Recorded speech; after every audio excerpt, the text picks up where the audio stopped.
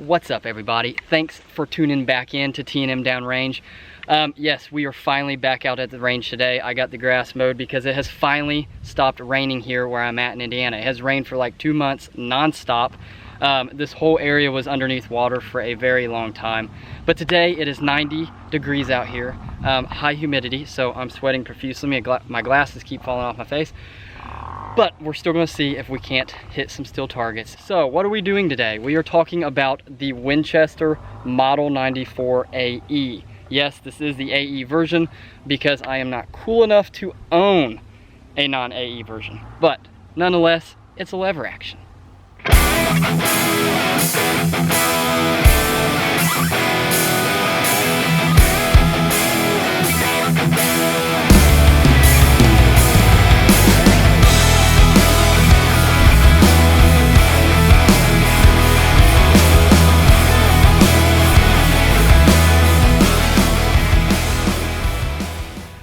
Okay, so I got this gun loaded up here. We're gonna take some shots at the targets down there. I only have 2 targets set up and I have a camera down there, so you ought to see right down here in the lower corner, the targets get bigger.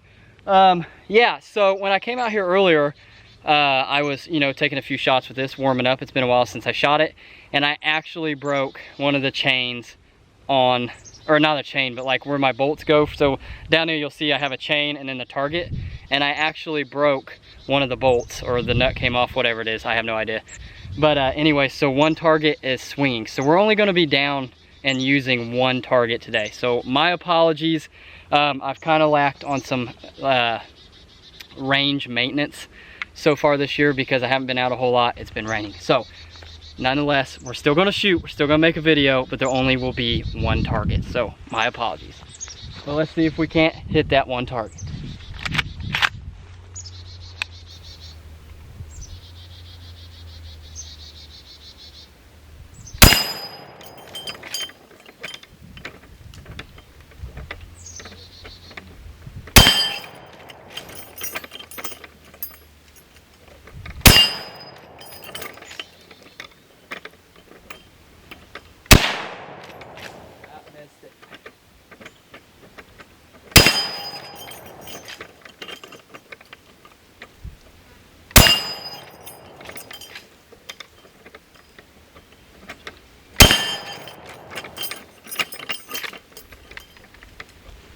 And we're out. So I missed one there, can't win them all. Anyways, like I said, I apologize. I kind of feel bad. I only got one target. I have all these steel targets out here and I only have one.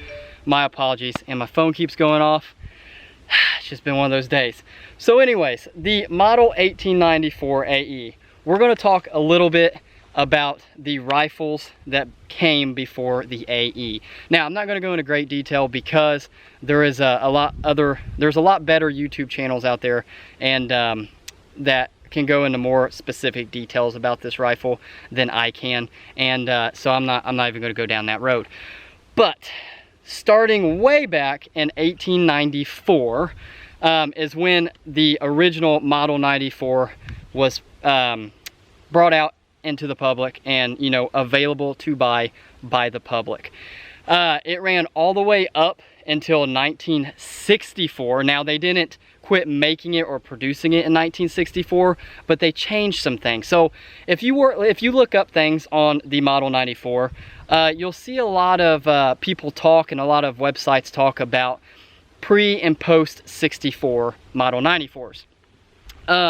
And what that is meaning is in 1964, they kind of changed the way that they design these and they produce these rifles.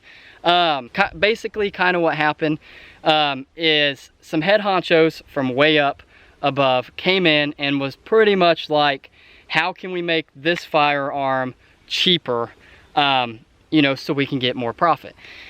So they took something that was running completely fine and they kind of changed it. Now, it's not that it was a piece of crap after they did this, but there was some noticeable differences. And that's why the pre-64 are more desired by collectors. And that's why you'll pay a little bit more money for them, is because that was before they changed it. And what the things they changed had to deal with like the receiver and how they did it and some steel and in the parts in the receiver. Like I said, I'm not going to go into great detail about it, but there was plenty of YouTube channels and websites that you can find that on. Now, from 1964 all the way up till 1982. Now again, they didn't quit producing it, but in 1982 they changed some things and they came out with the Model 94 AE, which is this one right here. Now, what the AE stands for is angle eject. And it's basically just how it sounds. When you are done firing the round and you eject the spent casing out, before it would come straight out of the top. Well, the problem with that is a lot of people want to mount scopes on top of their rifles. And on this rifle, if it ejected out the top, guess where your scope's at? Right above it. And so, you know, that wasn't a good fit. So they made an angle eject, so it ejected it kind of out at an angle towards the side, so you could mount a scope up there and it not interfere with, you know, that spent casing. So yeah, just a little backstory about it. I mean, it's been around for a long time. And that's why I like talking about the history about them, because, you know, yes, your modern firearms are sweet. Do I own a lot of them? Yes. But the history of these firearms, now this one right here, you know, obviously was not made all that long ago, but all of its, you know, family members leading up to it, you know, there's some history there. So before we talk about this particular rifle, we are going to load it up again with some 30-30, and we are going to see if we can't hit that still target a few more times.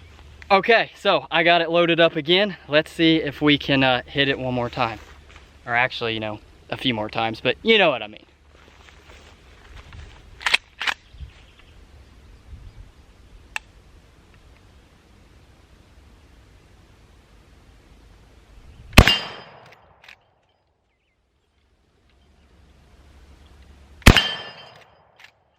Twisted it.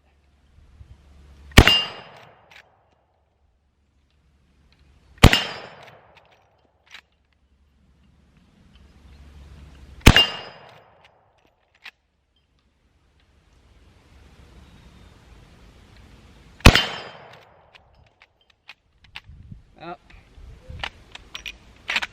Loading issue.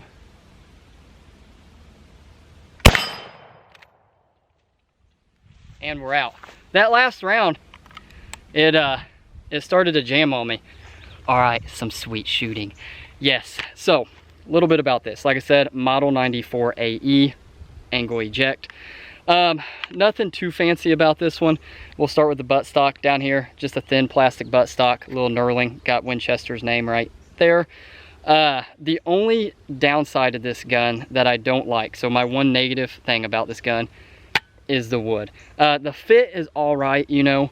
I mean, I've seen worse, but it's the color. I'm just not a huge fan on this particular rifle of the light color wood. I'd rather have like a dark color wood. And it's not that every gun that has light color I don't like, it's just this particular one. But moving on up, so here's where the receiver starts. You can see it comes down to here and comes all the way up. There is your loading gate. Right here is your lever for lever action, and right underneath here you kind of got a little safety right there. I don't know if you can see it, but the firearm will not fire if you do not have the lever depressed all the way up. The other safety is right here. It's a cross bolt safety, and you got your red indicator right there, and you got knurling on both sides. Right here is your hammer, and you do have some knurling on the hammer. Now having a little extension right here, but you do have some knurling on the hammer. And right up top on the receiver, there is 4 spots where this receiver is drilled for a scope. When I bought this rifle, it had a scope on it.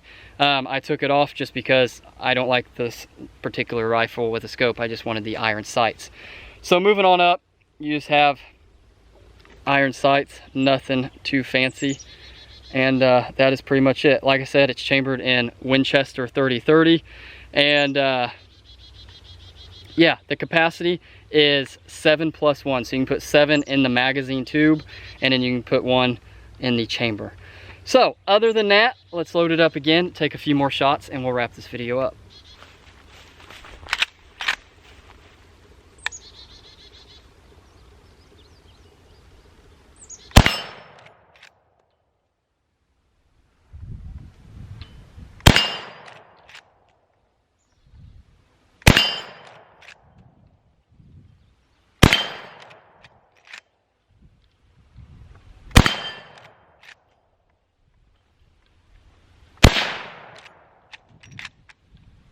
Figured I'd miss that one.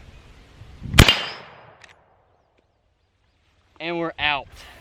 All right, so we are done now.